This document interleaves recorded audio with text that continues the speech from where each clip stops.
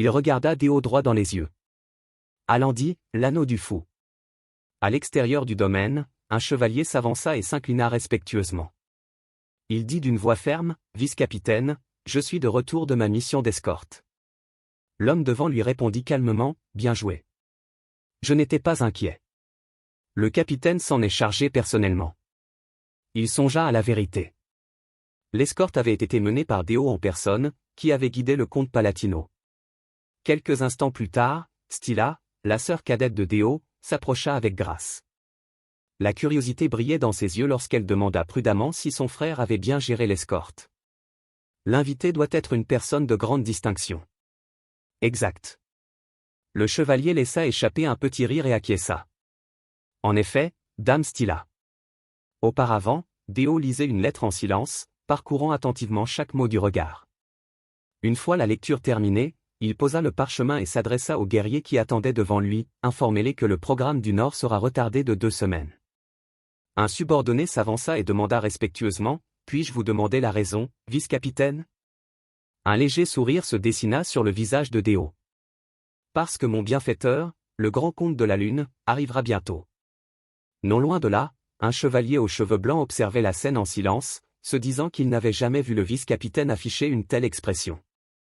L'arrivée du comte du royaume d'Autriche avait agité tout le domaine, et même Stilla peinait à dissimuler son impatience.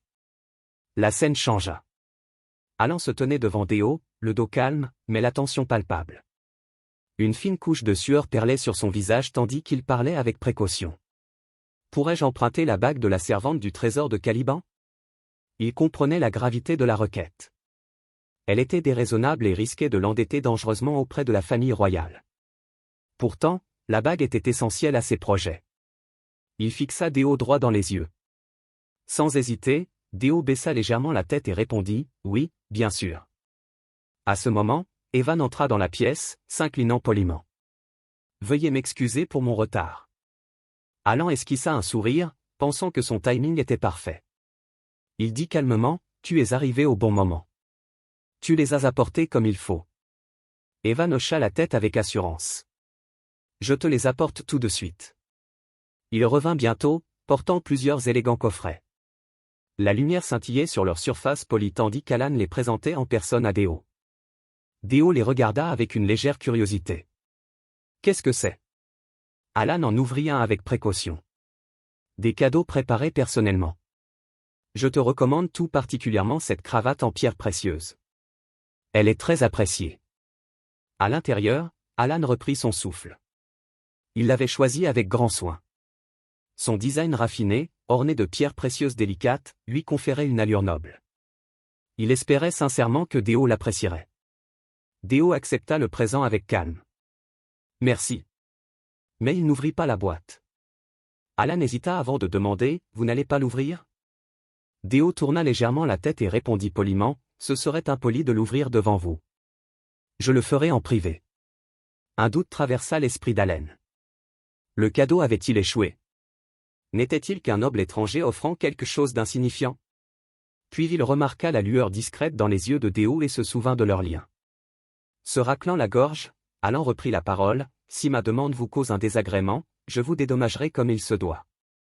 Il marqua une pause, puis ajouta fermement, je récupérerai immédiatement la bague de la servante. Puis il demanda prudemment, n'as-tu pas entendu ce que j'ai dit concernant son emplacement? Dazo répondit calmement, il se trouve à l'intérieur du trésor royal de Kelvin. Alan fronça légèrement les sourcils. Le récupérer ne serait-il pas extrêmement difficile? Répondit Déo à voix basse. Dans des circonstances normales, cela prendrait environ 1 semaine. Un silence suivit, le temps qu'il se plonge dans ses pensées. Alan et Evan attendirent patiemment, mais face à l'absence de réponse, Alan soupira et songea aux complications politiques. Il se demanda même s'il ne serait pas nécessaire de déployer 50 disciples d'élite. Soudain, l'expression de Déo se durcit. Il demanda sérieusement, dois-je commencer immédiatement? Alan secoua rapidement la tête. Inutile d'aller aussi loin. Déo acquiesça légèrement. Compris. Je le récupérerai donc au plus vite. Alan ressentit une immense gratitude. Déo était manifestement prêt à accéder à sa requête par tous les moyens. Leur conversation s'acheva et ils se préparèrent à partir. Soudain, Stilla fit irruption dans la pièce, tout excité. « Frère !» Au même moment, Evan lui sourit chaleureusement et la salua. « Lady Stilla, cela fait longtemps. » Ils se saluèrent comme des frères et sœurs se retrouvant après des années de séparation. Alan les observait en silence, surpris par le bonheur sincère qui se lisait sur leur visage. Il se souvenait parfaitement. Stilla était la jeune fille qu'il avait ordonné à Evan de sauver.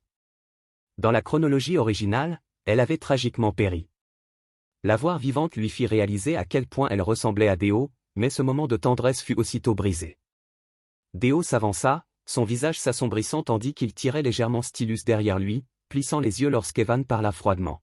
« Présentez-moi correctement, je ne suis pas votre frère. Je suis Monsieur Déo. » La stupeur les figea. Alan et Evan balbutièrent maladroitement.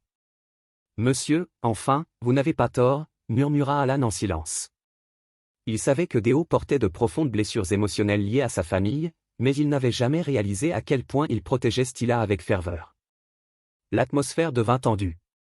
Les yeux de Déo brillèrent d'une faible lueur pourpre sombre tandis que son aura s'intensifiait de façon inquiétante. D'une voix glaciale, il lança « Silence. Ne parlez pas à ma sœur sur ce ton. » Evan leva les mains en signe de défense. J'essayais simplement de la saluer. La tension atteignit un niveau dangereux.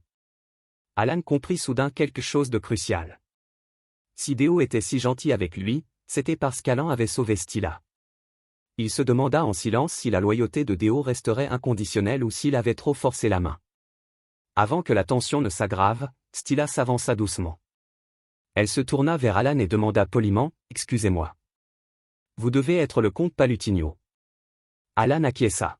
« C'est exact. » Elle s'inclina sincèrement. « J'ai entendu dire que vous aviez ordonné à Sir Evan de me sauver, » répondit modestement Alan. « J'ai simplement fait ce qu'il fallait. » Au fond de lui, il admettait la vérité. Si elle était morte, son frère serait devenu une machine à tuer impitoyable. Stilla prit délicatement la main de Déo et murmura chaleureusement « Vraiment, merci. » Sa gratitude prit Alan complètement au dépourvu. Il avait agi par calcul, sans jamais s'attendre à une reconnaissance sincère. Pourtant, sa sincérité l'emplit d'une chaleur inattendue, et il esquissa un sourire. Plus tard dans la soirée, Alan resta au manoir pour dîner. Pendant le repas, Déo revint calmement et dit « Je l'ai apporté. » Alan leva les yeux, incrédule. Un seul jour s'était écoulé, et Déo avait déjà retrouvé la précieuse bague. Alan ouvrit l'écrin et laissa échapper un petit cri de surprise en découvrant la bague de la servante. « Comment avez-vous fait pour la retrouver en une seule journée ?» Avant que Déo ne puisse répondre, Evan fit irruption dans la pièce. « Comte, j'ai découvert quelque chose d'extrêmement étrange. » Alan haussa un sourcil. « Expliquez-moi. » Evan hésita avant de parler avec précaution. Déo a provoqué un tumulte dans le trésor royal. Exigeant la bague, Alan se raidit. « Quoi ?» Dwin baissa la voix.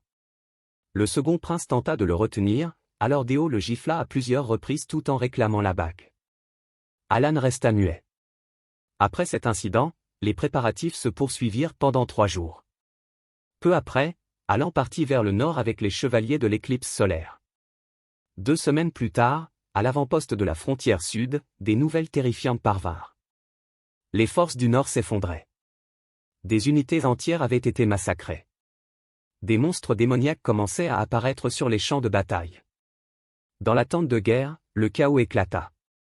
Un officier cria « Retraite immédiate ». Un autre frappa la table du poing. Vous suggérez d'abandonner les barbares après avoir vu une telle dévastation ? Un troisième officier rétorqua, les soldats tiennent à peine debout. Ils ne peuvent plus se battre. Une autre voix s'éleva, cinglante, la première épée est déjà tombée. La victoire est impossible à ce rythme. Soudain, un claquement sec retentit dans la tente. Un silence de mort s'abattit sur la pièce. Tous les regards se tournèrent vers Déo. À ses côtés se tenait Folia, la 4e épée de Caliban. Déo parla calmement, chaque avis compte. Nous déciderons ensemble. Plus tard, après nous être calmés, à l'extérieur du camp, Folia expliqua d'un ton sombre, le dieu extérieur ravage nos bases avec des armées de morts vivants, poursuivit-il d'une voix grave. La 3e épée, d'à la main, est tombée. La seconde épée, Cheran est grièvement blessé. Déo fixa l'horizon lointain. Je le sens déjà. Folia hocha la tête d'un air sombre. Le mana est accablant, distordu et empli d'une étrange aura rouge. Seuls les guerriers ayant atteint le stade des 3 yeux ouverts peuvent percevoir une corruption aussi terrifiante. Folia fronça les sourcils. Cette aura attire sans cesse mon attention. La retraite est peut-être vraiment notre meilleure option. Soudain, Déo plissa les yeux. De la fumée. Qu'est-ce que c'est? De l'autre côté du camp, Alan était assis tranquillement, faisant rôtir une patate douce sur un petit feu. Déo le regarda avec incrédulité. Une patate douce? Alan semblait étrangement détendu, comme si la guerre ne signifiait rien pour lui. Des voix retentirent soudain derrière eux. Une jeune femme cria sèchement à 2 soldats, « Je vous ai dit que le traitement est terminé. Je suis ici pour enquêter sur le rituel barbare. » Un soldat plaida, « Sauver des vies est la priorité. » Elle le coupa froidement. « Tout ce que vous pouvez faire maintenant, c'est veiller sur lui. » Déo leva soudain les yeux et murmura, « La sage maîtresse de la tour de magie bleue. Elle est arrivée. » La femme répliqua sèchement, puis se figea soudainement. Son regard se fixa sur Alan. Alan soutint son regard calmement, sa présence pesante et troublante. Son expression se raidit tandis qu'elle murmurait sous le choc, « Pourquoi est-il là?